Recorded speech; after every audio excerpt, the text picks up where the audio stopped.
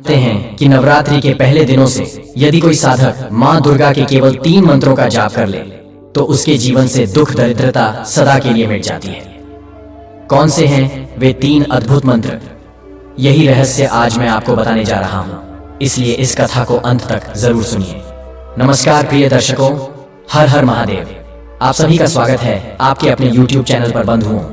नवरात्रि का नाम सुनते ही मन श्रद्धा से भर उठता है।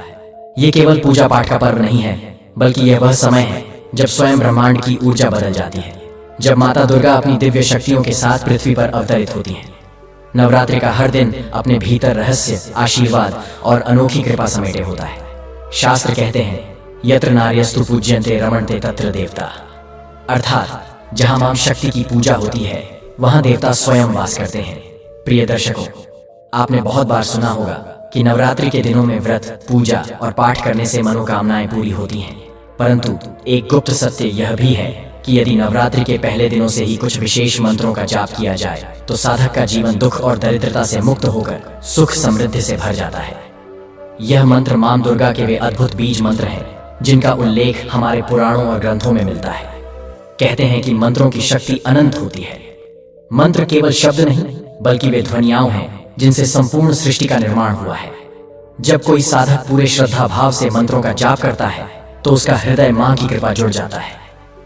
जैसे दीपक में बाती डालने से ही वह प्रज्वलित होता है, वैसे ही जीवन भी मंत्रों की साधना से प्रकाशित होता है।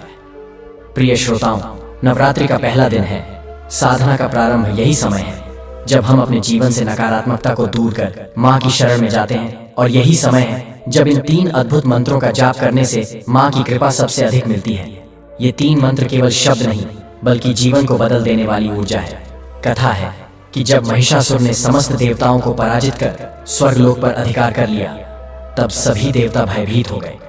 उन्होंने मां दुर्गा का आह्वान किया। देवी प्रकट हुई और देवताओं ने शक्ति प्राप्त करने के लिए इन्हीं मंत्रों का जाप किया। मंत्रों की शक्ति से उनके भीतर नया साहस आया और मां दुर्गा ने महिषासुर का वध कर धर्म की स्थापना की। सोचिए बंधुओं, यदि देवताओं को भी विजय प्राप्त करने के लिए मंत्र जाप की आवश्यकता पड़ी तो हम साधारण मनुष्यों के जीवन में इन मंत्रों का क्या प्रभाव होगा। यही कारण है कि शारदीय नवरात्रि के पहले दिन से ही इन 3 मंत्रों का जाप करना सबसे फलदायी माना गया है। आज की कथा में हम आपको बताएंगे कि कौन से वे 3 मंत्र हैं, क्यों उनका जाप करना चाहिए और कैसे उनका जप आपके जीवन से हर दुख को समाप्त कर देता है। इसलिए इस कथा को अंत तक अवश्य सुनिएगा, क्योंकि आज जो आप सुनने जा रहे हैं वह केवल ज्ञान नहीं, बल्कि जीवन को प्रकाशित करने वाली दिव्य साधना है। लेकिन इस दिव्य नवरात्रि कथा में प्रवेश करने से पहले मैं अपने सभी श्रद्धेय भाइयों, माताओं, बहनों और समस्त मां दुर्गा भक्तों से हाथ जोड़कर निवेदन करता हूँ कि कृपया इस कथा को पूरे मन, श्रद्धा और भक्ति के साथ अंत तक अवश्य सुनें, क्योंकि शास्त्रों में स्पष्ट कहा गया है कि जो व्यक्ति धर्म, ज्ञान या देवी कथा को बीच में ही छोड़ देता है वह अनजाने में एक गंभीर दोष का भागी बनता है। अधूरी कथा केवल अधूरी बात नहीं होती, वह एक अधूरी आहुति की तरह होती है जो यज्ञ को अपवित्र कर देती है और पुण्य की जगह पाप का रूप धारण कर लेती है। इसलिए यदि आप सच्चे सनातनी हैं, यदि आपके हृदय में मां दुर्गा के प्रति अटूट भक्ति और विश्वास की ज्योति प्रज्वलित है, तो इस कथा को अंत तक अवश्य सुनें। साथ ही कृपया इस वीडियो को अभी लाइक करें और हमारे चैनल को सब्सक्राइब करना न भूलें।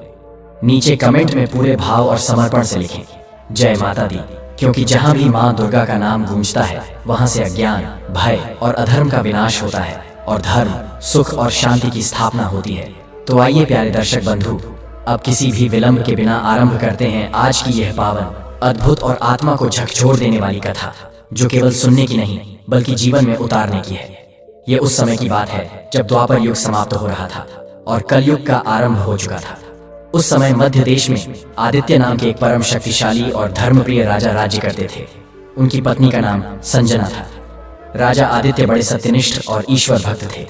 उनका शासन बहुत न्यायप्रिय था। प्रजा उनके राज्य में आनंद और शांति से रहती थी।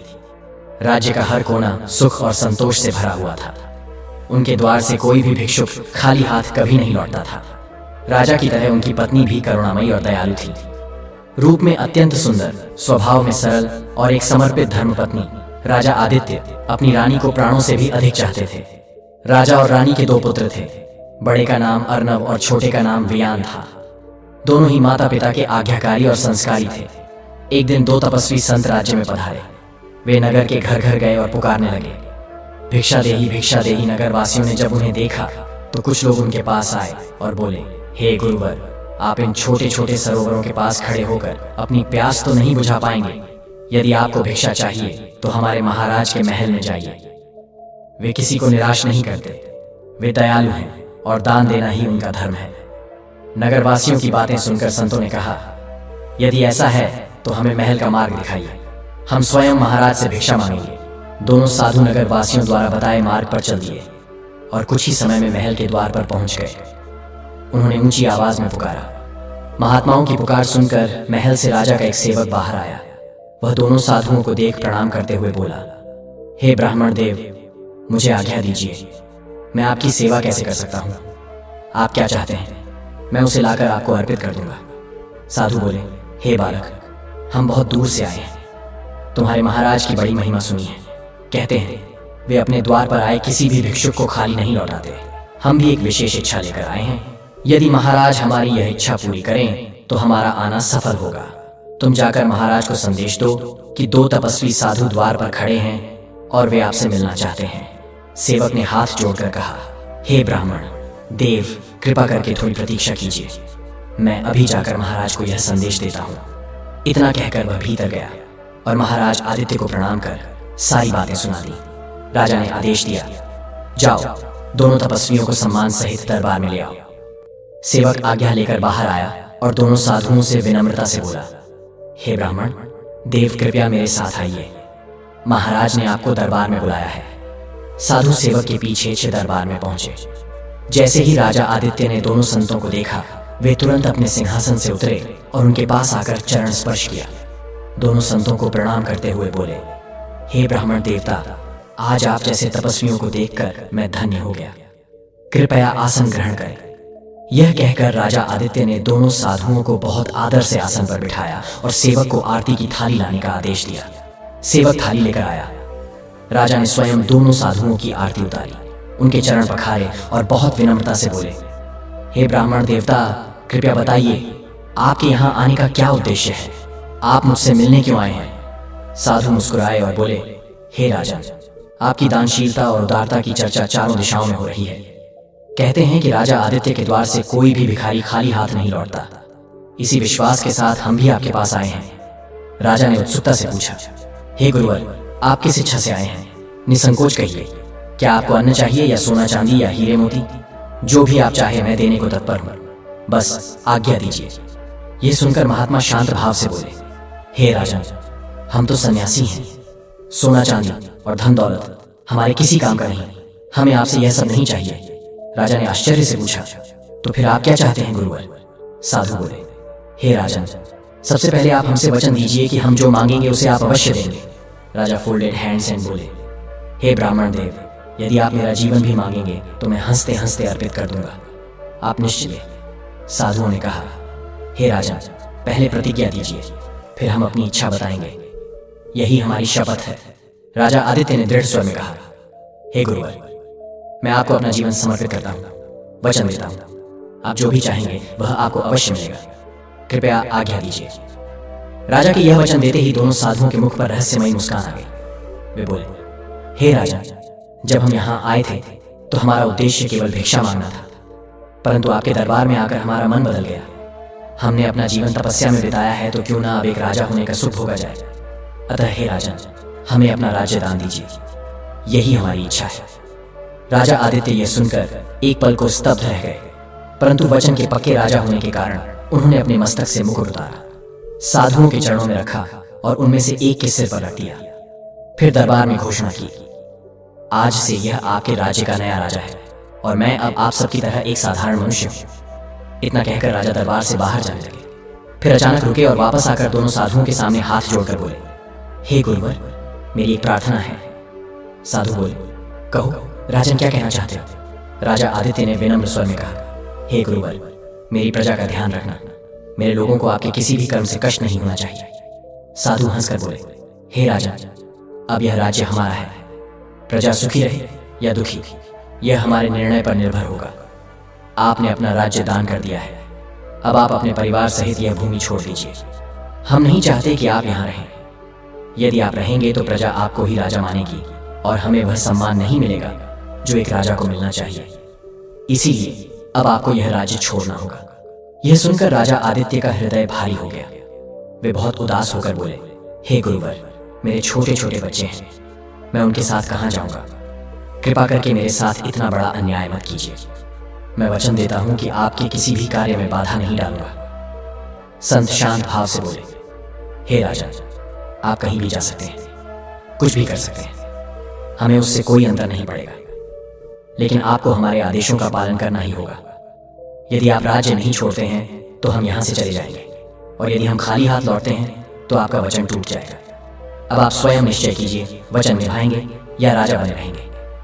महात्मा की यह कठोर वाणी सुनकर राजा आदित्य कुछ क्षण मौन हो गए, फिर गंभीर स्वर में बोले, हे गुरुवर, मैंने निश्चय कर लिया है, मैं अपना वचन निभाऊंगा। जैसे ही रात होगी मैं अपनी पत्नी संजना और बच्चों के साथ यह राज्य छोड़ दूंगा। राजा की बातें सुनकर साधु मुस्कुराए और बोले, हे राजन, हमें विश्वास था कि आप अपने वचन के प्रति अटल रहेंगे। अब आप राज्य छोड़ने की तैयारी कीजिए, पर ध्यान रहे, जब आप महल छोड़े तो अपने साथ कोई भी वस्तु ना ले जाए। यह महल, इसके आभूषण, राजसी वस्त्र, गहने, रत्न और धन सब अब हमारे हैं। आप केवल तन ढकने वाले सामान्य वस्त्र पहनकर ही प्रस्थान करें। यदि राज्य की कोई भी वस्तु आप ले जाने का प्रयास करेंगे तो वह चोरी मानी जाएगी।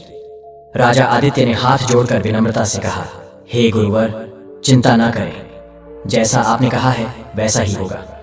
अब मुझे जाने की आज्ञा दीजिए। साधु ने शांत स्वर में कहा, जाओ राजन, तुम्हें आज्ञा है। मित्रों, इसके बाद राजा आदित्य भारी मन से अपनी रानी संजना के पास पहुंचे। उन्हें उदास देखकर रानी दौड़ कर आई और बोली, हे स्वामी, क्या हुआ? आप इतने चिंतित क्यों दिख रहे हैं? और आप अकेले ही दरबार से लौटे हैं। आपके अंगरक्षक कहाँ हैं? और आपका मुकुट कहाँ चला गया? राजा आदित्य की आंखों में आंसू भर आए। वे सोचने लगे कि कैसे बताऊं कि अब मैं इस राज्य का राजा नहीं रहा, अब यह रानी भी रानी नहीं रही, अब हमें महल छोड़कर भटकना होगा। रानी ने पति को चुप देखकर फिर कहा, हे प्रभु, आप मौन क्यों हैं? आपके चेहरे पर इतनी उदासी क्यों है? कुछ तो कहिए। आपको चुप देखकर मेरा हृदय कांप रहा है। रानी की बातें सुनकर राजा आदित्य ने गहरे दुख भरे स्वर में कहा, हे प्रिय, अब मैं इस राज्य का राजा नहीं हूं। फिर राजा आदित्य ने पूरी घटना रानी संजना को सुना दी। उन्होंने कहा, हे प्रिय, अब हमारे पास शाही वस्त्र भी नहीं है, हमें सामान्य कपड़ों में ही इस राज्य को छोड़ना होगा। वे संत अब इस राज्य के राजा हैं, उनका आदेश है कि हम आज ही राज्य छोड़ दें। अब तुम कहो, मुझे क्या करना चाहिए? रानी संजना ने शांति और भक्ति भाव से उत्तर दिया, हे प्रभु, आपको जो उचित लगे वही कीजिए।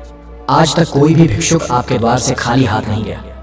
यदि आज एक संत ने आपसे राज सिंहासन मांगा है तो इसे विधाता की इच्छा मान लीजिए। सुख के दिन हमें उतने ही मिले जितने हमारे भाग्य में लिखे थे। जो कुछ घट रहा है वह पूर्व निर्धारित है। इसलिए हे प्रभु, अब आपको राज्य पर शोक नहीं करना चाहिए। मैं हर परिस्थिति में आपके साथ हूं। राजा ने कहा, तुम यहीं रुक जाओ, जंगल में कठिनाइयां बहुत हैं, मैं नहीं चाहता कि तुम्हारे जीवन में कष्ट आए। रानी ने दूध की तरह शांत आवाज में कहा, हे स्वामी, क्या तुम नहीं जानते, जब प्रभु श्री राम को वनवास हुआ था तब माता सीता भी उनके साथ चली। वह महलों की रानी थी, फिर भी उन्होंने पति के साथ वनवास स्वीकार किया। मैं आपकी पत्नी हूं, जहां जहां आप रहेंगे वहीं मैं भी रहूंगी। राजा आदित्य ने यह सुनकर थोड़ा शांत महसूस किया। उसने रानी को गले लगाया और कहा, हे प्रिय, तुम धन्य हो। मैं कहने में हिचक रहा था कि अब मैं राजा नहीं रहा, पर तुमने एक पल में मेरी सारी चिंताएं दूर कर दी। मैं जीवन भर तुम्हारा आनी रहूंगा।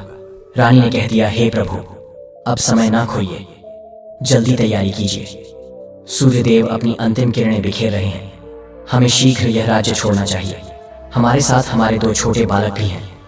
राजा और रानी ने बच्चों के साथ महल छोड़ दिया और वे जंगल की ओर चले। चलते चलते उन्हें एक सराय मिली जहां कुछ लोग काम कर रहे थे। उन्होंने वहां के मालिक से पूछा, क्या हमें यहाँ कोई काम मिल सकता है? सराय की मालकिन ने कहा, क्यों नहीं, आज से आप यहाँ काम कर सकते हैं। ये वही रानी थी जिसके पास कभी सैकड़ों नौकरानियां हुआ करती थी, वह जो कभी रसोई में कदम भी नहीं रखती थी, अब वही दूसरों के लिए खाना बना रही थी। छोटे राजकुमार जिनके अभी खेलने और पढ़ने के दिन थे, वे भी अपने छोटे हाथों से बर्तन उठा रहे थे और सराय की सफाई कर रहे थे। इस तरह वे चारों उस सराय में काम करके दिन काटने लगे। शुरू में जीवन कठिन लगा, पर धीरे धीरे वे काम में निपुण हो गए। उनकी दिनचर्या बन गई। राजा भी प्रसन्न था कि उसने अपना वचन निभाया। यहाँ वह सेवा भाव से काम करता रहा। 7 महीने इसी तरह बीत गए। समय तेजी से गुजर रहा था। एक दिन राजा आदित्य जंगल में लकड़ी काटने गए थे। उसी समय एक अमीर व्यापारी सराय में आया। सराय की मालकिन भागकर उसके पास गई। वह व्यापारी बहुत धनवान था।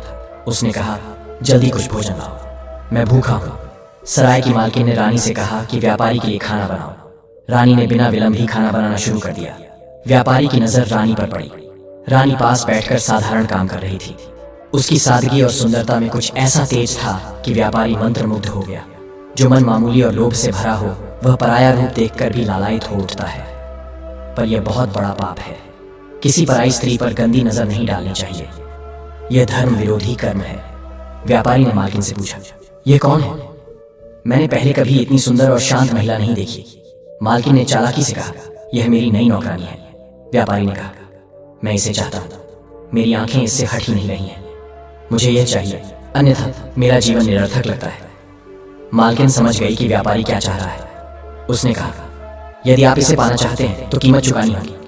व्यापारी ने तुरंत कहा, जो भी मांगे मैं दे दूंगा। मैं इसके बिना अब जी नहीं सकता। तब सराय की मालकिन ने कहा, यदि आप उसे पाना चाहते हैं तो तुम्हें इसके बदले 1000 सोने के सिक्के देने होंगे। व्यापारी ने तुरंत कहा, ठीक है, मैं तेरी शर्त मानता हूं। मालकिन ने पूछा, पर मैं उसे तुम्हारे पास कैसे भेजूं? व्यापारी ने कहा, तुम उसे मेरे अश्व के पास ले आओ। मैं व्यापार के लिए दूसरे राज्य जा रहा हूं। मैं उसे अपने साथ ले जाऊंगा। यह कहकर व्यापारी वहां से जाकर एक पेड़ से बंधे अश्व के पास बैठ गया और रानी के आने का इंतजार करने लगा। सराय की मालकिन ने रानी से झूठ कहा, खाना तैयार है क्या? वहां एक व्यापारी पेड़ के पास बैठा है। वह भोजन के लिए इंतजार कर रहा है। तुम जाकर उसे भोजन दे दो। रानी ने घबरा कर कहा, माँ, मैं अकेले कैसे जाऊं? मुझे रास्ता नहीं पता। जब से मैं आई हूं मैंने सराय से बाहर कदम नहीं रखा। मुझे अकेले बाहर जाने से डर लगता है। मालकिन ने कहा, तुम्हें चिंता करने की जरूरत नहीं, मैं भी तुम्हारे साथ आऊंगी। बस जल्दी भोजन ले जाओ। रानी असहाय थी। उसने सोचा कि उसने नौकरी के लिए हाँ कहा है, इसलिए अब सभी काम करने होंगे। वह मना नहीं कर सकी। उसने भोजन बनाकर थाली में रखी। तभी दोनों छोटे राजकुमार अर्नव और वियान रोते हुए अपनी माँ के पास आए। वे जाने से रोकने लगे। मालकिन गुस्से से भरी और बच्चों को डांट कर बोली, चुप हो जाओ, अंदर जाकर काम करो, वरना तुम्हें आज रात खाना नहीं मिलेगा। डर से बच्चे चुप हो गए और अंदर चले गए। मालकिन रानी को व्यापारी के पास ले गई। व्यापारी ने रानी को घूरा। उसकी आंखों में जलवा और लोभ था। पर रानी ने सोचा, मुझे बस खाना देना है और वापस आ जाना है। वह जल्द निकलने की तलब में थी। पर मालकिन और व्यापारी की चाल बड़ी निकली। व्यापारी ने जबरदस्ती रानी को अपने अश्व पर बैठा दिया और तेजी से दूसरे राज्य की ओर निकल पड़ा। रानी चीखी और रोई। वह कह रही थी, मेरे पति और मेरे छोटे बच्चे मेरा इंतजार कर रहे हैं। मैं उनके बिना नहीं जा सकती। मुझे छोड़ दो। मैं जो चाहो कर लूंगी, पर बच्चों को मेरे पास रहने दो। मालकिन और व्यापारी ने उसकी विनती नहीं सुनी। रानी बेबस थी। उसने व्यापारी के सामने हाथ जोड़कर कहा, कृपया अश्व रोकिए। आप मुझे कहाँ ले जा रहे हैं? कम से कम अपना परिचय तो दीजिए। व्यापारी ने निश्चय करके कहा, हे सुंदर नारी, हमने तुझे सराय की मालकिन से 1000 सोने के सिक्के देकर खरीदा है। अब तू मेरी रानी बनेगी और मेरे साथ रहेगी। यह सुनकर रानी का दिल भारी हो गया। तभी व्यापारी उसकी ओर बढ़ा। रानी को क्रोध आ गया और उसने कहा, रुको व्यापारी, मैं कोई साधारण स्त्री नहीं हूँ। मैं उस राजा की पत्नी हूँ जिसने अपने वचन के लिए अपना पूरा राज्य त्याग दिया। मैं एक सच्ची और वफादार पत्नी हूँ। यदि तुमने मेरी अनुमति के बिना मुझे छूने की कोशिश की तो उसी क्षण तुम भस्म हो जाओगे। व्यापारी जोर से हंसकर बोला, ओ सुंदर नारी, अपनी बातों से मुझे डराने की कोशिश मत करो। मैंने जीवन में बहुत देखा है। मैं तुम्हारे शब्दों से डरने वाला नहीं हूं। यह कहकर वह रानी को पकड़ने आगे बढ़ा। पर जैसे ही वह पास आया, मानो बिजली उसके शरीर पर गिर गई हो। डर के मारे वह पीछे हट गया और घबरा कर बोला, ठीक है, मैं तुम्हें बिना अनुमति छूने की कोशिश नहीं करूंगा, लेकिन मेरी एक शर्त है। रानी ने शांत स्वर में कहा, तुम्हारी शर्त क्या है? व्यापारी बोला, मैं 10 वर्ष तक तुम्हें हाथ नहीं लगाऊंगा और तुम्हें अपनी बहन की तरह मान सान दूंगा, लेकिन जैसे ही 11वां वर्ष शुरू होगा तुम मेरी पत्नी बनोगी। रानी ने धैर्य से कहा, ठीक है, मैं तुम्हारी शर्त मान लेती हूँ। आज से तुम मेरे भाई हो और मैं तुम्हारी बहन हूं। इस तरह रानी ने अपनी समझ और पवित्रता से अपने आप की रक्षा कर ली। दूसरी ओर सराय में अर्नव और व्यान अपनी माँ के बारे में मालकिन से पूछने लगे। हमारी माँ कहाँ है? आपने उन्हें कहाँ भेजा है? मालकिन ने गुस्से में कहा, मुझे नहीं पता तुम्हारी माँ कहाँ गई है। अगर और सवाल करोगे तो तुम्हें सजा मिलेगी। अर्नव ने कहा, तुम झूठ बोल रही हो। माँ तुम्हारे साथ गई थी। यह सुनकर सराय की मालकिन गुस्से से भर गई और दोनों बच्चों को पीटा। फिर रोते हुए उन्हें सराय से बाहर निकाल दिया। दोनों बच्चे अपने पिता की ओर जंगल में भागे। वहां राजा आदित्य लकड़ियां काट रहे थे। बच्चों को इस हालत में देख राजा दौड़कर आया और पूछा, तुम यहाँ क्यों आए हो? क्या हुआ? अर्नव ने रोते रोते सारी बात बताई। ये सुनकर राजा आदित्य दुखी हो गया। उसने दोनों बच्चों को गले लगाया और कहा, मेरे बच्चों, शांति रखो। तुम्हारी माँ पास ही कहीं होगी। आओ हम उसे ढूंढते हैं। राजा बच्चों को लेकर सराय पहुंचा और मालकिन से पत्नी के बारे में पूछा। मालकिन ने कठोर स्वर में कहा, मुझे क्या पता तुम्हारी पत्नी कहाँ गई? क्या मैं उसकी रखवाली करने आई हूं? तब बड़े पुत्र ने कहा, पिताजी, यह महिला झूठ बोल रही है। इसने जबरदस्ती माँ को कहीं ले जाया था। माँ जाना नहीं चाहती थी। राजा आदित्य ने फोल्डेड हैंड्स कर कहा, हे देवी, हम पहले से संकट में हैं। कृपया सच बताओ, मेरी पत्नी कहाँ है? हमें और मत छुपाओ। मालकिन ने गुस्से में कहा, तुम्हें कोड़े पड़ेंगे तो समझ आ जाएगा। अब यहां से निकलो। मेरे सराय में तुम्हारे लिए कोई जगह नहीं है। दोबारा दिखे तो चोरी का आरोप लगाऊंगी। राजा ने दृढ़ स्वर में कहा, तुम ऐसा कुछ नहीं करोगी। अगर मेरी पत्नी के साथ कुछ बुरा किया है तो ईश्वर तुम्हें कभी क्षमा नहीं करेंगे। मेरे बच्चों ने कहा है कि उन्होंने माँ को आखिरी बार तुम्हारे साथ देखा। तुमने मेरी पत्नी और बच्चों की माँ को हमसे अलग किया है। याद रखो, भगवान तुम्हारे कर्मों का हिसाब जरूर लेंगे। आज हम जा रहे हैं, पर तुम्हारा दंड स्वयं प्रभु देंगे। मालकिन ने ताने से कहा, क्या तुम खुद भगवान हो जो मुझे डराते हो? यहां से चले जाओ और ज्यादा चिल्लाने की जरूरत नहीं है। दोस्तों, ये सचमुच दुख की घड़ी थी। राजा आदित्य ने अपने बच्चों से कहा, बेटा, ये स्त्री बहुत दुष्ट है। ये हमें कुछ नहीं बताएगी। अब हमें ही तुम्हारी माँ को ढूंढना होगा। ये कहकर राजा आदित्य अपने दोनों पुत्रों के साथ आगे बढ़ गया। दोस्तों, आगे की कथा भगवान भोलेनाथ माता पार्वती से कहने लगे, हे देवी, देखो धर्म का पालन करने वाले के मार्ग में कैसी कैसी कठिनाइयां आती हैं। राजा आदित्य, जिसने पहले अपना राज्य खो दिया, फिर सराय में नौकर बनकर काम किया, लकड़ियां काटी और अब अपनी पत्नी से भी बिछड़ गया। फिर भी उसने हार नहीं मानी और अपने बच्चों के साथ आगे चलता रहा। चलते चलते राजा आदित्य अपने दोनों पुत्रों के साथ नदी के किनारे पहुंचा। राजा ने अपने बड़े बेटे अर्नव से कहा, बेटा, तुम यहीं रुको। पहले मैं तुम्हारे छोटे भाई व्यान को नदी पार कराता हूँ, फिर तुम्हें ले जाऊंगा। अर्नव बोला, ठीक है पिताजी, पहले आप छोटे भाई को पार करा दीजिए। राजा ने व्यान को गोद में लिया और नदी पार कराने लगे। उधर अर्नव अकेला खड़ा था। तभी जंगल से एक भयंकर शेर निकल आया और उसकी ओर बढ़ने लगा। अर्नव डर गया और जोर से चिल्लाया, पिताजी बचाइए। राजा तुरंत अपने बेटे को बचाने के लिए नदी में कूद पड़े, लेकिन नदी की तेज धारा में उनका संतुलन बिगड़ गया और वे बहने लगे। इधर छोटा राजकुमार व्यान नदी के किनारे अपने पिता और भाई का इंतजार करता रहा। उधर शेर ने अर्नव को जबड़े में दबोच लिया और जंगल की ओर ले गया। दोस्तों, इस तरह परिवार के चारों सदस्य एक दूसरे से बिछड़ गए। पर कहते हैं, जाको राखे साइयां मार सके ना कोई। जिस पर ईश्वर की कृपा होती है उसका कोई कुछ नहीं बिगाड़ सकता। भगवान शिव माता पार्वती से बोले, हे देवी, अब सुनो आगे की कथा, कैसे भाग्य का पहिया उनके लिए रास्ता बनाता है। शेर जब अर्नव को जंगल में ले जा रहा था, उसी समय वहां एक शिकारी शिकार ढूंढ रहा था। उसने अर्नव की चीख सुनी और आवाज की दिशा में दौड़ा। शिकारी ने देखा कि शेर ने बालक को जबड़े में दबोचा हुआ है। उसने तुरंत धनुष बाण से शेर पर प्रहार किया। तीर लगते ही शेर डर कर भाग गया और राजकुमार अर्नव को छोड़ दिया। शिकारी दौड़कर आया और बालक पर पानी छिड़का। जब अर्नव को होश आया तो वह उसे अपने घर ले गया और पुत्र की तरह पालन करने लगा। इधर राजकुमार व्यान नदी किनारे पिता का इंतजार करता रहा। जब देर तक पिता ना लौटे तो वह रोते रोते थक गया और किनारे पर ही सो गया। सुबह सुबह उसी शहर का धोबी नदी पर कपड़े धोने आया। उसने छोटे बालक को सोते देखा और उसके पास जाकर जगाया। धोबी ने पूछा, बेटा, तुम कौन हो? यहाँ अकेले नदी किनारे क्यों लेटे हो? राजकुमार ने आंसुओं से भरी आंखों से सारी कथा सुना दी और बोला, बाबा, मैं राजकुमार हूँ, पर अब अनाथ हूँ। इस दुनिया में मेरा कोई नहीं। धोबी ने दया भाव से कहा, बेटा, ऐसा मत कहो। जिसके पास कोई नहीं होता AI is all around us, and it's changing everything. Whether you're a dev prodigy or tech curious, in Cloudflare's new series AI Avenue, we'll tackle all things AI, from what it is to the ethics of AI, and how to build with it yourself. Watch it.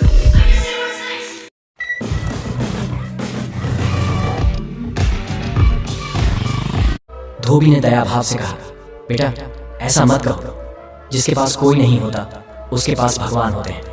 आज से मैं तुम्हारा पिता हूं, चलो मेरे घर, मैं तुम्हें अपने पुत्र की तरह पालूंगा। इस तरह धोबी व्यान को अपने घर ले गया और उसे अपने बच्चे की तरह पालने लगा। उधर राजा आदित्य, जो नदी की धारा में बह गए थे, उन्हें लहरें दूर एक नगर में ले आई। उस नगर का राजा हाल ही में मर चुका था। उस नगर की रानी ने प्रतिज्ञा की थी कि ब्रह्मा द्वारा बताए गए शुभ मुहूर्त पर नगर के मुख्य द्वार पर जो भी व्यक्ति सबसे पहले मिलेगा वही उसका पति बनेगा और वही इस नगर का नया राजा होगा। संयोग से राजा आदित्य उसी राज्य में पहुंचे। जब वे नदी से बाहर निकले तो देखा कि नगर का मुख्य द्वार बंद है। वे वहीं बैठ गए और द्वार खुलने का इंतजार करने लगे। दोस्तों, जैसे ही भोर हुई, द्वारपालों ने नगर का द्वार खोल दिया। द्वारपालों ने राजा आदित्य को बाहर बैठे देखा और पकड़ लिया। यह देखकर राजा आदित्य घबरा गए और बोले, मुझे क्यों पकड़ रहे हो? मैं निर्दोष हूं, मैंने कोई अपराध नहीं किया। द्वारपाल ने शांत स्वर में कहा, चुपचाप हमारे साथ चलो, यही तुम्हारे लिए अच्छा है, जल्द ही सब समझ जाओगे। कुछ ही देर में द्वारपाल राजा आदित्य को रानी के पास ले गए। रानी ने उन्हें प्रणाम किया, हीरे मोती से जड़ा हार पहनाया और बोली, महाराज, इस राज्य में आपका स्वागत है। आज से आप इस राज्य के राजा हैं और मैं आपकी रानी हूँ। अब आप शासन की बागडोर संभालिए। दोस्तों, यह सुनकर राजा आदित्य अचंभित रह गए। उन्हें विश्वास नहीं हो रहा था। उन्हें लगा मानो सपना देख रहे हों।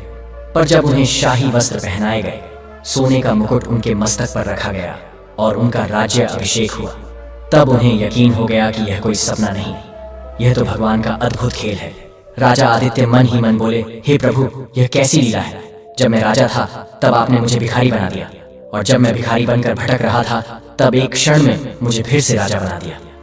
हे भगवान, यह सब तुम्हारी महिमा है। राजा बनने के बाद राजा आदित्य ने धर्म और न्याय से राज्य चलाना शुरू किया। कुछ ही दिनों में उनका न्याय और दया पूरे राज्य में फैल गया। पहले जहां भ्रष्टाचार और अन्याय था, वहां अब धर्म और नीति का राज्य स्थापित हो गया। लोग प्रेम और शांति से रहने लगे। हर ओर सुख और समृद्धि छा गई। फिर भी राजा आदित्य अपनी पत्नी और बच्चों को भूले नहीं। उन्हें हमेशा उनकी याद सताती। उन्होंने सैनिकों को चारों दिशाओं में भेजा और स्वयं भी कई स्थानों पर खोज की, पर हर बार उन्हें निराशा ही मिली। पत्नी और पुत्र कहीं दिखाई नहीं दी। राजा का मन बहुत उदास और निराश रहने लगा, लेकिन समय सब कुछ भुला देता है। राजा आदित्य अपने कार्यों में इतना व्यस्त हो गए कि धीरे धीरे दुख कम होने लगे। दोस्तों, इस तरह राजा आदित्य ने 10 वर्षों तक सफलतापूर्वक राज्य किया। इन 10 वर्षों में बहुत कुछ बदल गया था। उनके पुत्र अर्नव और व्यान, जिनमें से एक शिकारी के घर पल्ला और दूसरा धोबी के घर, अब जवान हो चुके थे। संयोग ऐसा था कि वे दोनों उसी राज्य में बड़े हुए जहां उनके पिता राजा आदित्य शासन कर रहे थे। जब दोनों पुत्र युवा हो गए, उसी समय राजा आदित्य ने सेना का विस्तार करने के लिए युवाओं की भर्ती का ऐलान किया। प्रतियोगिता रखी गई और कहा गया, जो भी इस प्रतियोगिता में विजय होगा उसे सेना में स्थान मिलेगा। यह समाचार अर्नव और व्यान तक पहुंचा। उन्होंने अपने पालक पिता से अनुमति ली और प्रतियोगिता में भाग लिया। अपनी योग्यता और पराक्रम से दोनों ने प्रतियोगिता जीत ली और सेना में सैनिक बन गए। दोनों ने पूरी निष्ठा और भक्ति के साथ अपनी जिम्मेदारियां निभानी शुरू की। तब भगवान शिव माता पार्वती से बोले, हे देवी, देखो भाग्य का खेल कैसा होता है। पिता और पुत्र एक ही राज्य में थे, भाई भी साथ थे, पर कोई एक दूसरे को पहचान ना पाया। दोनों पुत्र सोचते थे कि उनके असली माता पिता इस संसार में नहीं हैं, परंतु सच्चाई यह थी कि वही राजा आदित्य उनके वास्तविक पिता थे। सब कुछ भगवान की शरण और उनकी अद्भुत लीला पर टिका हुआ है। दोस्तों, समय तेजी से बीत रहा था। वह दिन नजदीक आ रहा था जिसका इंतजार वह दुष्ट व्यापारी वर्षों से कर रहा था। रानी संजना बहुत चिंतित थी, क्योंकि 10 वर्ष पूरे होने वाले थे और शर्त के अनुसार व्यापारी उसे अपनी रानी बनाने वाला था। बेचारी रानी हर समय प्रभु का नाम जपती रहती थी। वह मन ही मन प्रार्थना करती थी, हे प्रभु, कोई चमत्कार कीजिए, मुझे मेरा पति वापस मिल जाए। मैंने अब तक अपनी मर्यादा और इज्जत को बचाए रखा है, पर अब मेरी रक्षा केवल आपके हाथ में है। यदि आपने कृपा नहीं की तो मैं अपना जीवन त्याग दूंगी, पर कभी उस पापी व्यापारी की रानी नहीं बनूंगी। उधर वह व्यापारी अपना सामान बेचने उसी राज्य में पहुंचा जहां राजा आदित्य शासन कर रहे थे। वह राजा के दरबार में गया और हाथ जोड़कर बोला, महाराज, मैं एक व्यापारी हूं, अलग अलग राज्यों में व्यापार करता हूं। इस समय मेरे घोड़े नगर के बाहर खड़े हैं, जिन पर भोजन और धन संपत्ति लदी हुई है। कृपया मेरे धन और भोजन की सुरक्षा के लिए कुछ सैनिक नियुक्त करें, ताकि मैं बिना डर के व्यापार कर सकूं। राजा आदित्य ने बड़े धैर्य से कहा, हे व्यापारी, हमारे राज्य में तुम्हारा स्वागत है। जब तक तुम इस भूमि पर व्यापार करोगे, तुम्हारा कोई भी सामान चोरी नहीं होगा। चिंता मत करो, अब तुम्हारी जिम्मेदारी हमारी है। राजा ने तुरंत सेनापति को बुलाया और आदेश दिया, शहर के बाहर खड़े व्यापारी के घोड़ों और धन की सुरक्षा के लिए 2 योग्य सैनिक भेजो। सेनापति ने तुरंत आदेश का पालन किया और उस काम के लिए 2 सैनिकों को चुना, और वे सैनिक कोई और नहीं बल्कि अर्नव और व्यान थे। रात का समय था, चारों ओर सन्नाटा और अंधकार फैला हुआ था। दोनों भाई व्यापारी के धन की रक्षा के लिए वहां पहुंचे। समय काटने के लिए वे आपस में बातें करने लगे।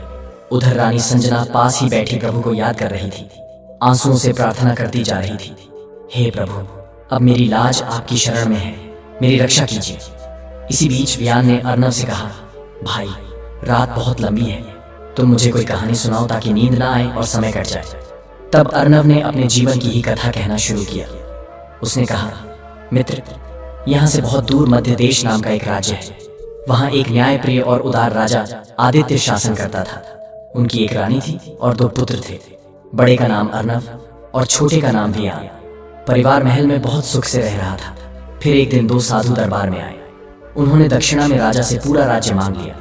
राजा अपने वचन के सच्चे थे। उन्होंने राज्य सौंप दिया और अपनी पत्नी और बच्चों के साथ निकल गए। इसके बाद राजा निर्धन हो गया। परिवार भटकता रहा।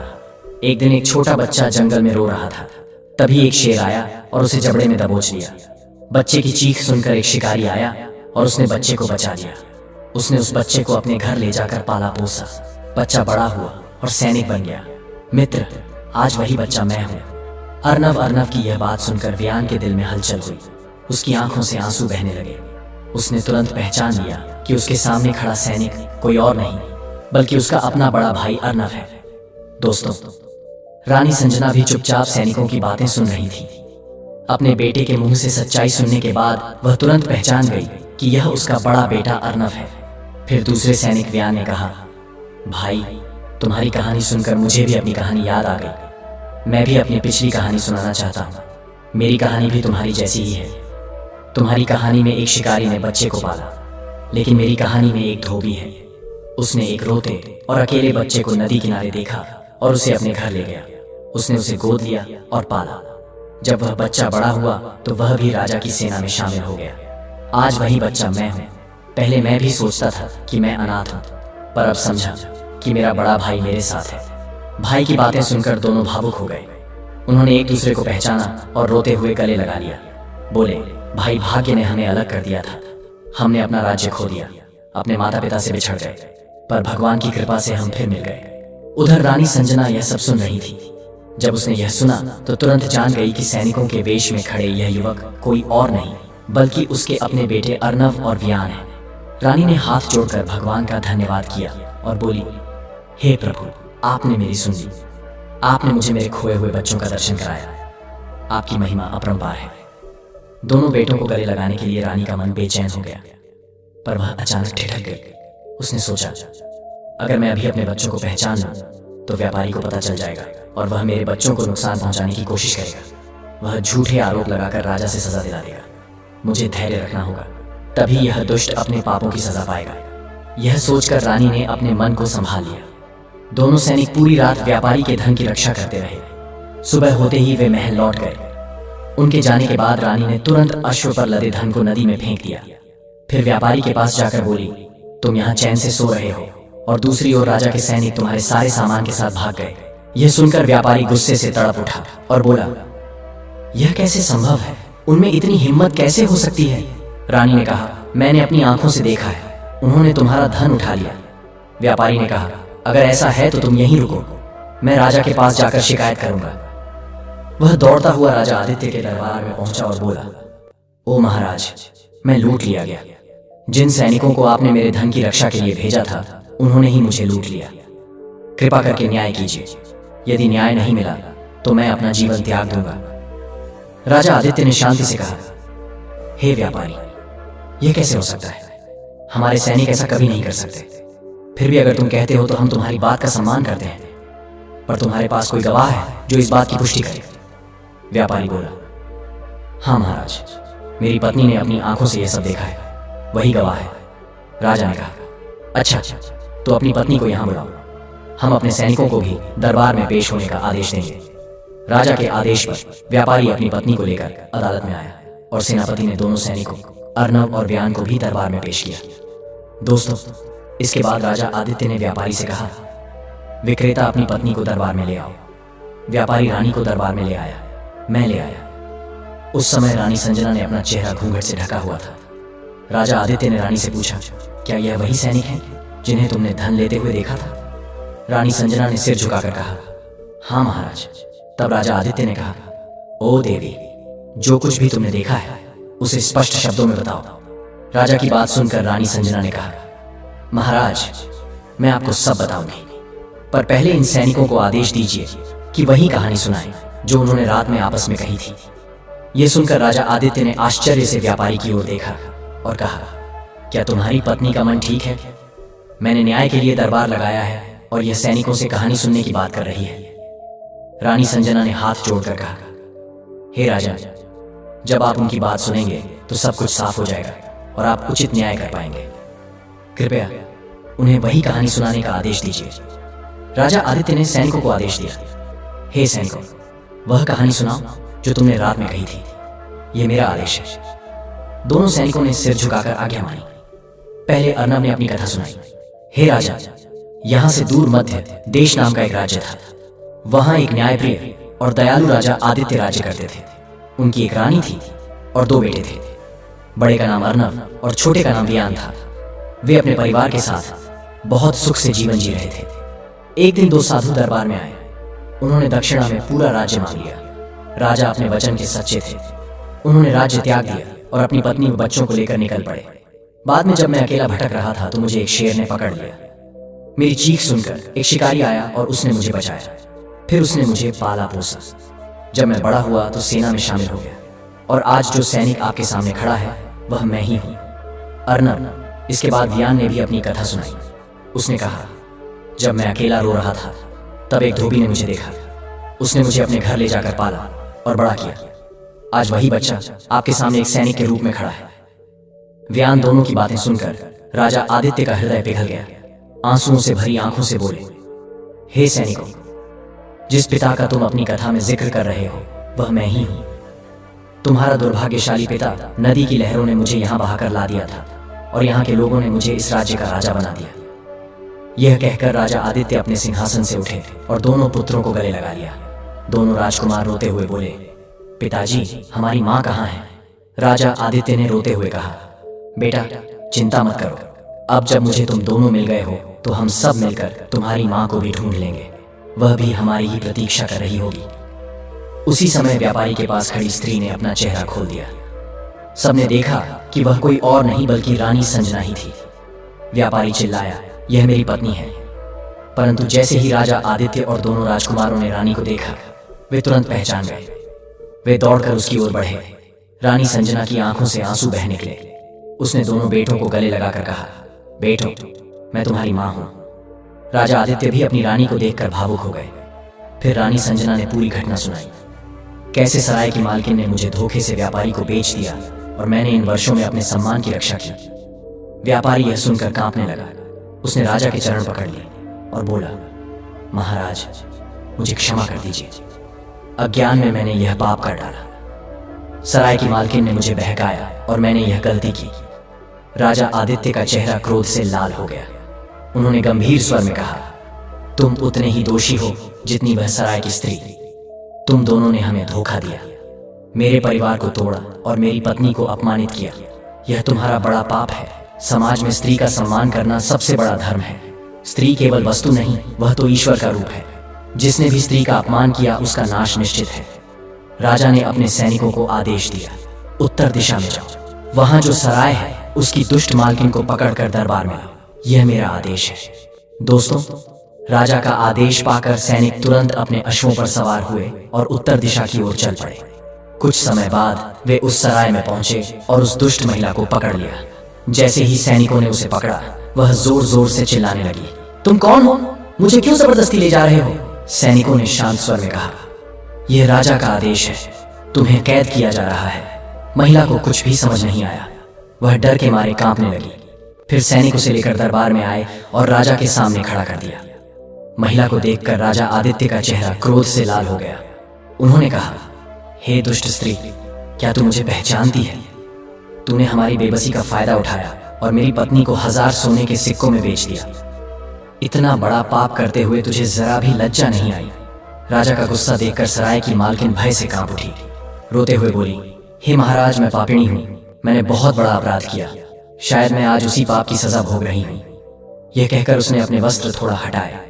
सबने देखा कि उसके शरीर पर भयंकर फोड़े और दाने फैल चुके थे। राजा ने गंभीर स्वर में कहा, देखो, भगवान ने पहले ही तुम्हें तुम्हारे पाप की सजा दे दी है, अब मैं तुम्हें और क्या सजा दूं? इसके बाद राजा ने व्यापारी की ओर देखा और अपनी रानी से पूछा, उसने जो पाप किए हैं उसके लिए उसे क्या दंड दिया जाए? उसने तुम्हें और हमारे बच्चों को 10 वर्षों तक हमसे दूर रखा। रानी संजना ने हाथ जोड़कर कहा, हे महाराज, यह सच है कि उसने मुझे अगवा किया और मुझे मेरे परिवार से अलग रखा, लेकिन यह भी सच है कि उसने मुझे कभी छुआ नहीं। उसने मुझे अपनी बहन मानकर सम्मान दिया, इसलिए मैं चाहती हूं कि इसे छोड़ दिया जाए। इसके पापों की सजा भगवान स्वयं देंगे। रानी की करुणा देखकर राजा आदित्य ने व्यापारी को मुक्त कर दिया। उसी समय दरबार में 2 तेजस्वी साधु प्रकट हुए। वे साधारण संत नहीं थे, वे धर्म और कर्म के रूप में स्वयं प्रकट हुए थे। राजा आदित्य तुरंत उठ खड़े हुए और दोनों को प्रणाम कर बोले, हे गुरुवर, आपका स्वागत है, कृपया बताइए मैं आपकी किस प्रकार सेवा कर सकता हूँ? संतों ने कहा, हे राजा, हम धर्म और कर्म हैं। हम तुम्हारी परीक्षा ले रहे थे। तुमने अपनी हर परीक्षा में धर्म और सत्य का पालन किया। जो मनुष्य हमेशा धर्म और अच्छे कर्मों के मार्ग पर चलता है, भगवान स्वयं उसकी रक्षा करते हैं। आज हम तुम्हारी निष्ठा और उदारता से बहुत प्रसन्न हैं, इसलिए हम तुम्हें पुनः मध्य देश लौट आते हैं। यह तुम्हें फिर से भेंट है। यह कहकर वे दोनों साधु अचानक विलीन हो गए। उसके बाद राजा आदित्य ने अपने बड़े पुत्र को मध्य देश का राजा बना दिया और छोटे पुत्र को अपने वर्तमान राज्य का सिंहासन सौंप दिया।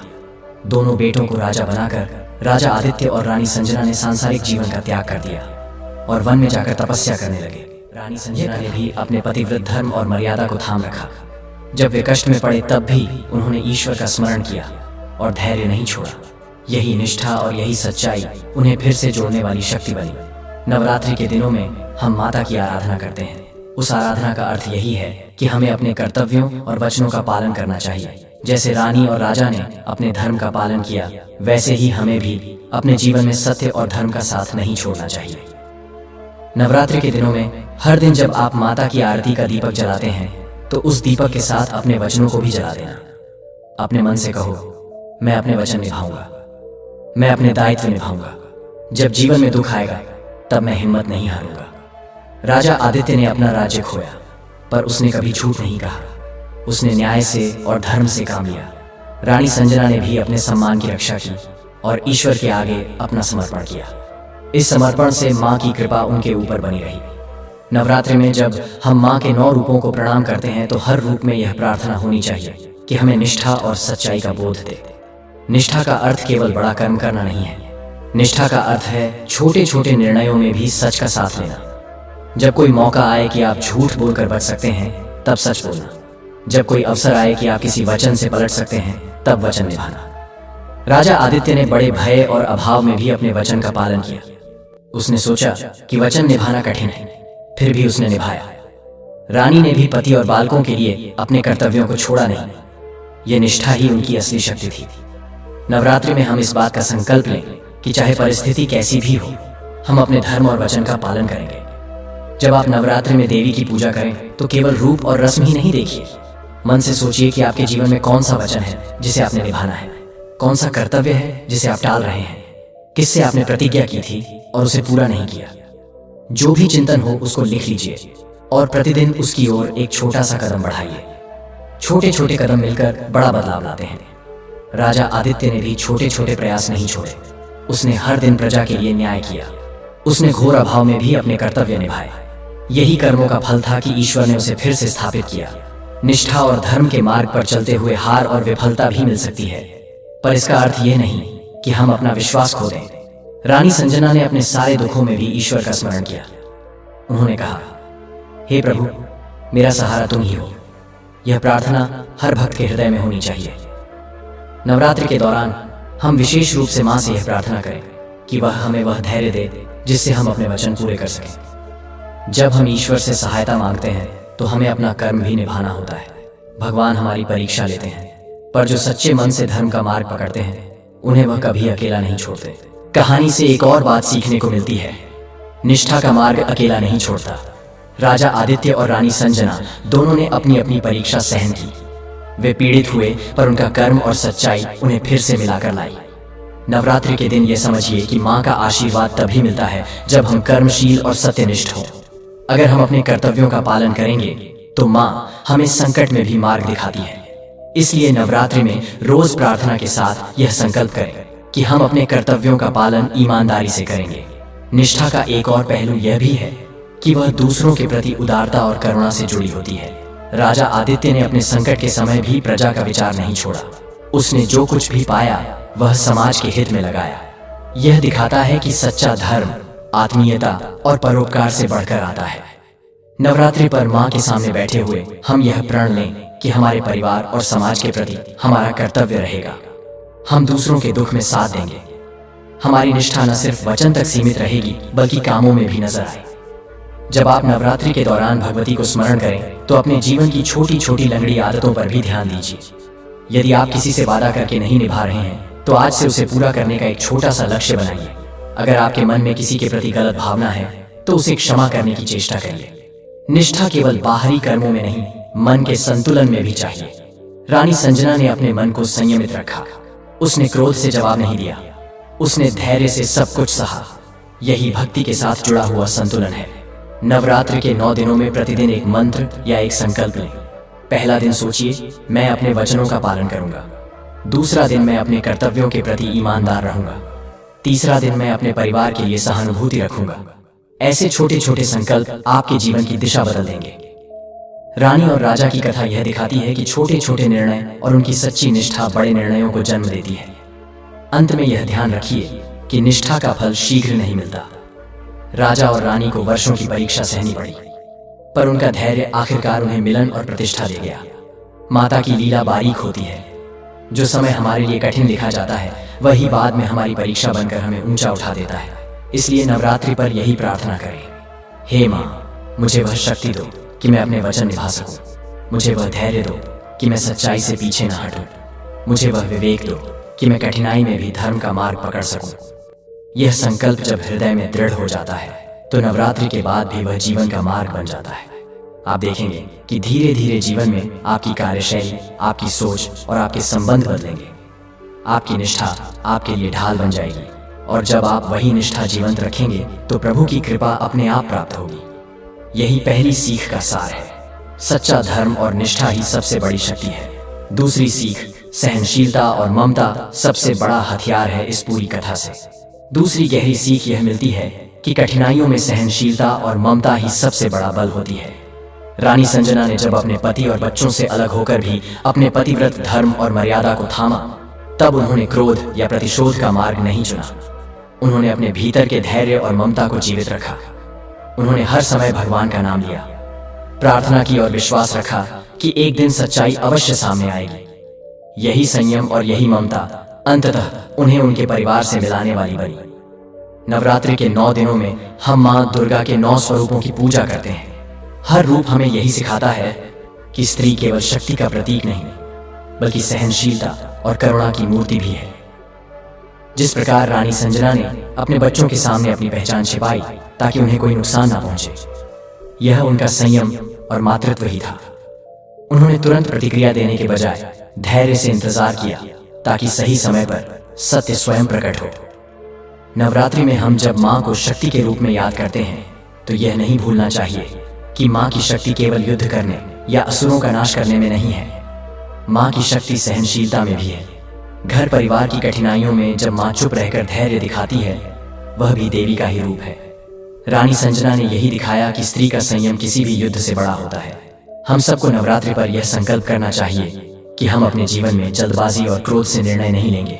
जब कठिन परिस्थिति आए तो पहले धैर्य रखेंगे और बुद्धि से विचार करेंगे। जैसे रानी संजना ने कठिन समय में ईश्वर पर भरोसा रखा और अपनी ममता को हथियार बनाया, वैसे ही हमें भी माँ दुर्गा से यह वर मांगना चाहिए कि वे हमें सहनशीलता और करुणा का वरदान दें। नवरात्रि में जब दीपक जलाएं और माता की आरती करें तो अपने मन से कहें, हे माँ, मुझे शक्ति दो कि मैं अपने परिवार के लिए धैर्य रख सकूं। मुझे वह ममता दो कि मैं दूसरों के लिए सहारा बन सकूं। मुझे यह आशीर्वाद दो कि मैं बिना क्रोध और बिना अधैर्य के अपने जीवन की कठिनाइयों का सामना कर सकूं। इस तरह नवरात्रि हमें यह सीख देती है कि वास्तविक शक्ति केवल बाहरी बल में नहीं बल्कि भीतर के संयम और ममता में है। जो मनुष्य करुणा और सहनशीलता को अपना लेता है उसके जीवन में देवी माँ की कृपा सदैव बनी रहती है। तीसरी सीख, ईश्वर की लीला और भाग्य का चक्र, दया, धैर्य और कर्म से मिलता है उद्धार। यह कथा हमें यह बहुत गहरी और सरल बात बताती है कि ईश्वर की लीला बड़ी सूक्ष्म और अचूक होती है। भाग्य का चक्र कभी भी सीधा नहीं चलता, वह उलझनों से भरा होता है। पर जो मनुष्य धर्म और सत्कर्म का मार्ग नहीं छोड़ता वह अंत में वही फल पाता है जो ईश्वर ने उसके लिए लिखा होता है। राजा आदित्य, रानी संजना और उनके पुत्रों की कहानी यही दिखाती है कैसे भाग्य के पेच काटते हैं और कैसे ईश्वर की कृपा अंतिम राह बन जाती है। कहानी में राजा आदित्य ने अपना राज्य दे दिया। वह जीवन के सबसे बड़े संकट में आ गया। उसकी प्रतिष्ठा और सम्मान धूमिल हो गए। फिर भी उसने सत्य और धर्म का साथ नहीं छोड़ा। उसने अपने वचन का पालन किया। उसने सत्य पर डटे रहकर कर्म किए। रानी संजना ने भी अपना धैर्य नहीं खोया। उसने मंजूरी ना होने पर भी मर्यादा और सच्चाई बनाए रखी। उनकी यह निष्ठा और धर्म ने भाग्य की कठोर लहरों में भी उन्हें नहीं छोड़ा। यही उनकी असली शक्ति थी। भाग्य का चक्र कैसा चलता है यह इस कथा में बड़े ही सरल ढंग से मिलता है। पहले वे खोते हैं, फिर वे भटकते हैं, दुख और कष्ट उनके हिस्से आते हैं। पर यह भी सच है कि फिर एक मोड़ आता है। न केवल राजा फिर से ऊंचा उठता है बल्कि उसके पुत्र भी उसी राज्य में बड़े होकर उसकी सेना में शामिल हो जाते हैं। भाग्य के इस उलटफेर में ईश्वर की लीला छिपी होती है। कभी कभी ईश्वर हमें नीचे गिराकर भी उठाते हैं। कभी कभी वह हमारी परीक्षा लेते हैं ताकि हमारे कर्म और श्रद्धा साफ दिख जाए। नवरात्रि के समय हम माँ के 9 रूपों की पूजा करते हैं। हर रूप हमें यह सिखाता है कि शक्ति का अर्थ केवल बाहरी बल नहीं है। शक्ति का अर्थ है आंतरिक दृढ़ता, सच्चाई और कर्मशीलता। जब हम नवरात्रि में माता से प्रार्थना करते हैं तो हमें यह भी समझना चाहिए कि माँ की कृपा तभी मिलती है जब हम अपने कर्म और धर्म के साथ स्थिर रहे। भाग्य बदलता नहीं क्योंकि हम चाहें। भाग्य बदलता है जब ईश्वर यह देखता है कि हमने अपनी परीक्षा धैर्य और सत्य से पास कर ली। कथा में ऐसा ही हुआ। राजा और रानी ने अपनी परीक्षा पास की। उनके कर्म और धैर्य ने ईश्वर को प्रसन्न किया। धर्म और कर्म के रूप में प्रकट हुए तपस्वी आए और उन्हें वरदान दिया। राजा का पुनरुत्थान हुआ। यह दिखाता है कि भाग्य का चक्र आखिरकार उसी ओर मुड़ता है जहां ईश्वर का आदेश और सत्य का बल रहता है। यह भी समझ लीजिए कि भाग्य का अर्थ यह नहीं कि सब कुछ पहले से लिख दिया गया है और हम कुछ नहीं कर सकते। भाग्य और कर्म साथ चलते हैं। हमारा कर्म, हमारे वचन और हमारी निष्ठा भाग्य को मोड़ने की शक्ति रखते हैं। रानी संजना ने मन से प्रार्थना की और कर्म में शुद्धता रखी। राजा ने न्याय और कर्तव्य निभाया। उनके कर्मों ने भाग्य के दरवाजे खोल दिए। इसीलिए नवरात्रि में जब हम माता से वर मांगे तब यह कहें, हे माता, मेरी नियति को अच्छा बनाइए, पर मुझे मेरा कर्तव्य निभाने का बल भी दीजिए। माँ को प्रसन्न करने का मार्ग केवल विनती नहीं, कर्म और निष्ठा भी है। एक और बात यह है कि ईश्वर की लीला कब और कैसे प्रकट होगी यह हमें नहीं पता। इसीलिए धैर्य रखना बहुत जरूरी है। रानी संजना ने भी तुरंत चीख चिल्लाहट नहीं की। उसने समय की आवश्यकता समझी। उसने धैर्य रखा। उसने प्रार्थना की और सही समय पर सत्य स्वतः प्रकट हुआ। यही नवरात्रि का संदेश भी है। 9 दिन की भक्ति में हम माँ से यह मांगते हैं कि हमें धैर्य और विवेक दो ताकि जब बाधा आए तो हम सही व्यवहार कर सकें। यह सीख हमें सिखाती है कि भाग्य को हम बदल नहीं सकते, पर भाग्य हमारा संकेत है कि हमें कैसा कर्म करना चाहिए। यदि हम केवल भाग्य पर निर्भर होकर आलसी बन जाएं तो कुछ नहीं बदलता, पर यदि हम कर्म करते रहे, सत्य के साथ रहे और माँ की भक्ति में लगे रहे तो भाग्य भी हमारे पक्ष में आ जाता है। इस कथा में राजा और उसकी पत्नी ने वही किया। उन्होंने कर्म और भक्ति को साथ रखा। अंत में भाग्य ने उनके लिए रास्ता बना दिया। नवरात्रि के दिनों में यह भी अभ्यास करें कि आप हर दिन एक छोटा कर्म निश्चय करें। छोटी नेक बातें जैसे किसी की मदद करना, सत्य बोलना, किसी से क्षमा मांगना, यह सब आपके भाग्य के चक्र को बदलने लगते हैं। माता की भक्ति के साथ जब आप छोटे छोटे कर्म करते हैं तो माँ की लीला जल्दी दिखती है। अंत में एक छोटा सा प्रार्थना वाक्य जोड़ना चाहूंगा जिसे आप नवरात्रि में प्रतिदिन बोल सकते हैं। हे माँ, मैं आपका भक्त हूँ। मैं अपने कर्म से आपके चरणों में आता हूँ। मुझे वह शक्ति दो कि मैं सच्चाई, धैर्य और कर्मशीलता से अपना मार्ग बनाए रखूं। आप मेरी नियति की राह बनाइए, पर मुझे कर्म से भी न चौंकने वाली शक्ति दीजिए। इस प्रकार तीसरी सीख यह है कि भाग्य और ईश्वर की लीला पर विश्वास रखो, पर साथ ही कर्म करो। सत्य और धर्म का पालन करो, धैर्य रखो और माँ की भक्ति में स्थिर रहो। उसी से भाग्य का चक्र आपके लिए मार्ग बन जाता है और ईश्वर की कृपा आपके जीवन में उजाला कर देती है। दर्शक बंधुओं, यह कथा अब भी यहीं समाप्त नहीं होती। अब हम जानेंगे कि शारदीय नवरात्रि के पहले दिनों से जो व्यक्ति माँ दुर्गा के इन 3 मंत्रों का जाप करता है वह अपने जीवन में कभी दुखी नहीं रहता। मित्रों, शारदीय नवरात्रि केवल पूजा पाठ का पर्व नहीं है, बल्कि यह 9 दिनों की एक दिव्य साधना है जब संपूर्ण ब्रह्मांड में शक्ति का संचार होता है और माँ दुर्गा अपने भक्तों के हर संकट को दूर करने के लिए पृथ्वी पर अवतरित होती है।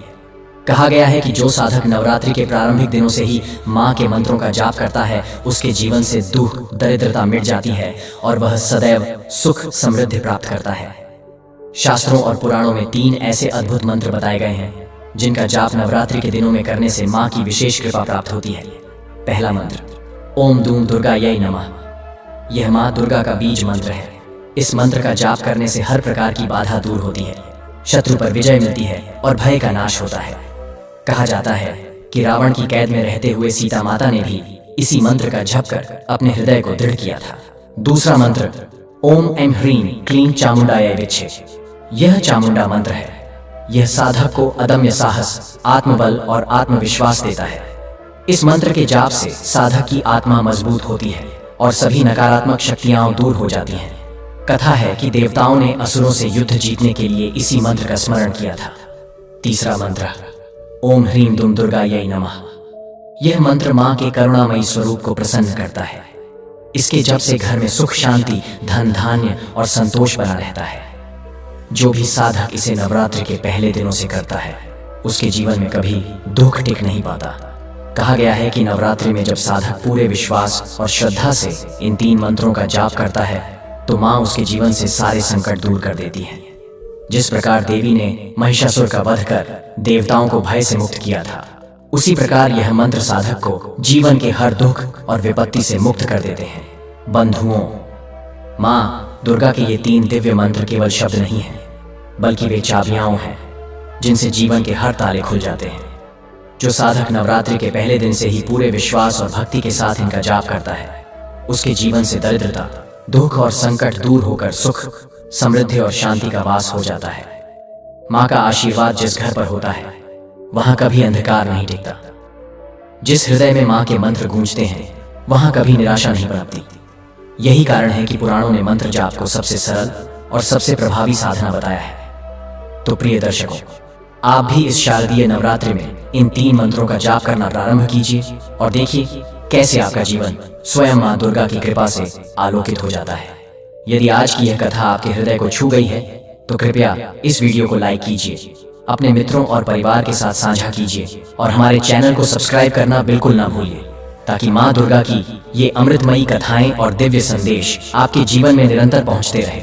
नीचे कमेंट में पूरे भाव और समर्पण से जय माता दी लिखना मत भूलिए, ताकि माँ की कृपा आप और आपके परिवार पर सदैव बनी रहे। हर महादेव, जय माता दी।